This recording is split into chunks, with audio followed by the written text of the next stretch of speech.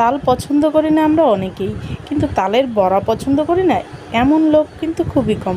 যে নরম তুলতুলে তালের বড়ার রেসিপিটা কত সহজে অল্প উপকরণ দিয়ে তৈরি করা যায় সেটাই আপনাদের সঙ্গে শেয়ার করছি।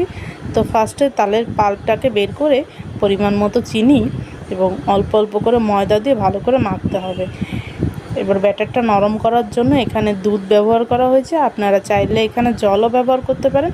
তো অল্প অল্প করে দুধ দিয়ে ব্যাটারটা ভালো করে মেখে নিতে হবে। সামান্য একটু ফ্লেভার আনার জন্য এখানে 2 থেকে 3টে এলাচ দানা ভালো করে গুঁড়ো করে এর সঙ্গে সুন্দর করে মেখে নিতে হবে। এবার আর কি তেলটা গরম বসিয়ে এখান থেকে অল্প অল্প ব্যাটার নিয়ে বড়ার আকারে গরম তেলের উপর দেওয়া মাত্রই দেখবেন এইরকম সুন্দর ফুলে উঠতে শুরু করবে। তো এরকম ভেসে উঠলে আস্তে আস্তে করে উল্টে পাল্টে বড়াটাকে লাল করে ভেজে নামিয়ে নিলেই রেডি গরম গরম নরম নরম তালের বড়া। তো রেসিপিটি কেমন লাগলো অবশ্যই কমেন্টে জানাবেন, ভালো লাগলে লাইক করে পাশে থাকবেন। নমস্কার।